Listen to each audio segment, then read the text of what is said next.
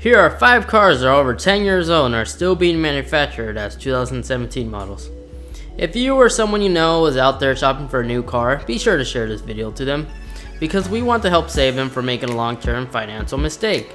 I don't want them to get stuck with an already outdated car and pay the same 2017 premium price when there's better alternative cars out there. So let's go begin our list in no particular order. At number 1, we have the 2007 the 2017 Jeep Wrangler. Just comparing the two, it's challenging to identify the latest model car. And to be fair, Jeep has improved the powertrain of the Wrangler, but that doesn't give it the excuse not to change the rest of the car. I mean, the only big improvement that Chrysler did to these things is the new optional, not standard, optional headlights, which honestly this generation of cars should be standard, because everybody who owns these generation Jeeps are all aware how awful it is driving the stock headlights at night. Upgrading the headlights is a must for these. Now let's go ahead and take a glance at the interior, and obviously we know there's a steering wheel difference as well as the resculpture of the dash. But the steering wheel had to be changed due to the change that Chrysler did to their other latest model cars. And so Chrysler had to change the dash because the steering wheel would just be out of place from the rest of the interior. But wait, what I don't understand is, if Chrysler was able to change the dash to fit the new steering wheel, why didn't they just made room for the new Uconnect system that Chrysler has for all the rest of their model cars? The 5-inch Uconnect touchscreen is one Chrysler best stereo head unit available. Yet the Wrangler is the only one that's still using the base pre-generation stereo system. This head unit could do everything, such as weather forecasts, allowing you to connect your phone to the car to also show you your vehicle status, and obviously it has nav and backup camera.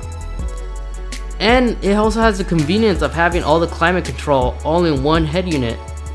At number 2, we have the Nissan Frontier.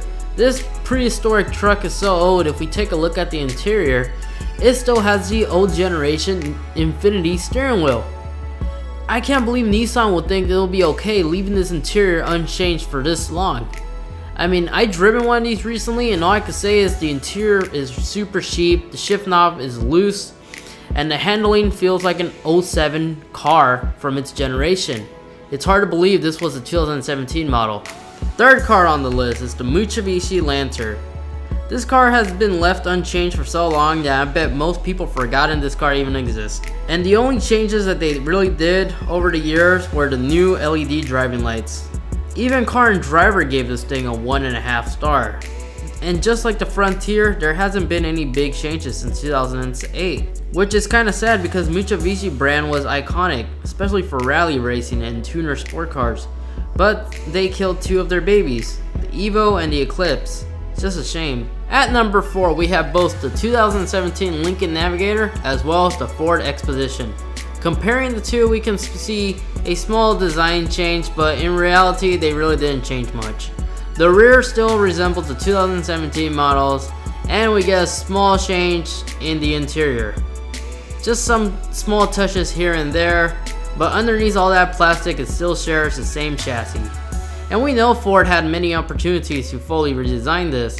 Just looking back at the Ford Explorer, the 2006 Explorer was completely redesigned in 2011, and then once again this year, 2017 models. Ford didn't let this car even reach the 10-year-old mark, so this shows that they could have easily redesigned it earlier. Yet they choose not to, and they continue charging consumers that 2017 price tag for a 10-year-old SUV. Last car on our list is the Infiniti QX50, or should we say the EX35. It seems like Infiniti just simply changed the name to probably help trick consumers in believing that the QX50 has been released in 2014. But if we dig deeper, we will find out that the EX35 was the original name and had been out for much longer, and it still shares the same platform as the EX35, just with a slightly longer wheelbase. But it still shares the same exact exterior, minus the bumper with the integrated driving lights. And the interior is exactly the same, so it has the outdated EX35 interior, Well, there you guys have it. I hope you guys find this video helpful when choosing your next car. And a quick disclaimer once again, although these are 10-year-old cars, over the years the manufacturers have fixed and solved some issues on making their drivetrain more reliable. And if I missed any car that should be on this list, make sure to comment down below, or better yet, follow me on social media on Instagram and DM me right there, as it's much more quicker for me to respond. And be sure to also like and subscribe, because I got a lot more car content coming out soon. So until next time, peace.